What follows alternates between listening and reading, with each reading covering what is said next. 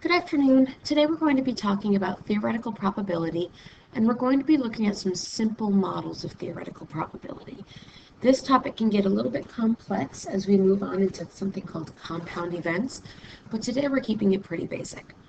So our objective is I can calculate the theoretical probability of an event happening in situations involving a single die, a coin, and a deck of cards. Okay, so what is probability? Probability is really about predicting the future. It's about what's going to happen next, and it's used all the time in the real world. There's a whole field of people called actuaries, and an actuary is somebody who spends their entire career working with probability. They tend to work with insurance companies, and they calculate risk, like how risky somebody is based on their lifestyle, using a whole bunch of probability. So there's two main kinds of probability. The first is experimental, and that's what we did in class today when we rolled the die over and over and over again. So experimental probability is the probability of an event happening based on what has already happened. So in baseball, you can have your batting average. A batting average could be something like 333, and that would mean that 1/3 of the time the person that's up to bat is actually going to hit the baseball. So written as a decimal is 0.333.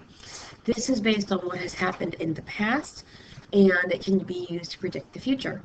If I go up against a basketball team and I make 5 out of 5 free throws, you can pretty much expect that on my next free throw, I'm likely to make it because I've made all the ones previously. Experimental probability is compared to theoretical probability.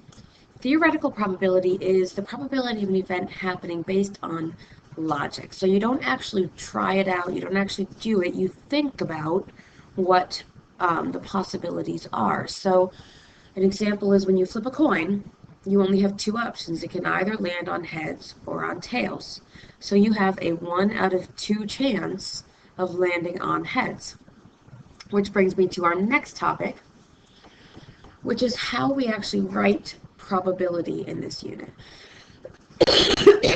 Most of this unit, we're going to be writing probability as a fraction. So we'll have some number, maybe 3, over another number, maybe 5. The numerator of the fraction is going to represent how many ways the event, the thing that you're looking at, can occur with a certain outcome. Now that's a lot of probability vocabulary that you have to get used to. When I say the event can occur with a certain outcome, that means, let's say I'm looking for the number of ways I can roll a die and land a 3.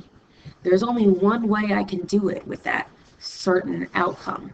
Okay, my certain outcome being getting a 3. The denominator, however, is how many ways the event or the thing that you're doing can occur with any outcome.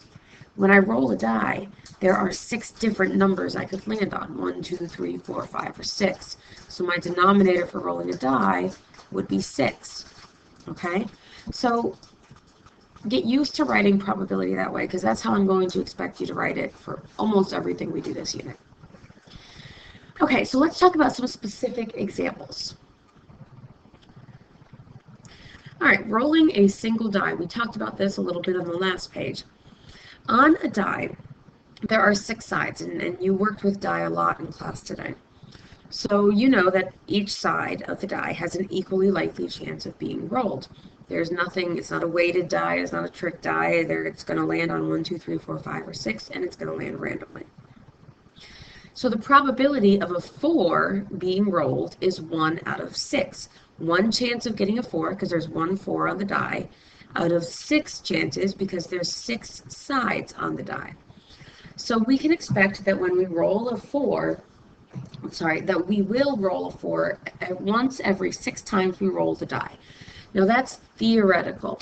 What we're going to be talking about in tomorrow's video is comparing this theoretical, what we expect to happen, to experimental, what actually happens. And you'll find that they don't always match up. Another situation you're going to see a lot is flipping a coin. So we have a coin, we flip it, and it's going to land on heads or tails. There's two sides, and each side has an equal chance of landing up. So the probability of a heads landing up is 1/2. One way to get heads out of two possible things you can get on the coin. So we can expect that we'll land on heads once every 2 times we flip the coin. Once again, this is theoretical. We're thinking about it. We're using logic to figure out what the probability could be. Okay, deck of cards. This is a third situation you're going to see frequently. So there's a couple things you need to know that I find my students don't always know. There are 52 cards in a standard deck, and each card has an equal chance of being chosen. In a deck, you also have 4 suits. You have hearts, spades, diamonds,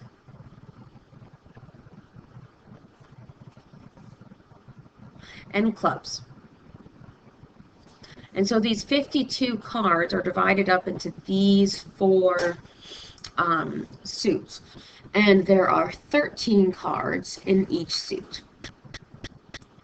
Okay, these are things you've got to know because the OAA thinks that you know all about a standard deck of cards, so you got to remember it. So the probability of getting the Jack of Hearts, which is one single card in the deck, is 1 out of the 52 cards in the deck. So you can expect that you'll pull the Jack of Hearts 1 time out of 52 tries. And there's all sorts of questions that come with these deck of cards topics. They could say, all right, what's the probability of choosing diamonds? There are 13 diamonds in the deck, so there's 13 ways you can get a diamond card out of 52 cards in the entire deck. So the probability of getting a diamond, is 13 out of 52. And you always have to simplify your fractions. That would be 1 out of 4. Okay? And we'll work a lot with these tomorrow in class. We'll practice, practice, practice. Your reflection question. Yes, you have 2 questions to answer again today. First is, what is the probability of rolling a 3 on a standard die? And 2, what is the probability of pulling a 10 of diamonds from a standard deck of cards? I want you to write your answers as fractions, please. You can use the slash mark on your keyboard when you're typing it into Edmodo. All right, guys, nice short video for you today. You're welcome. I will see you tomorrow in class.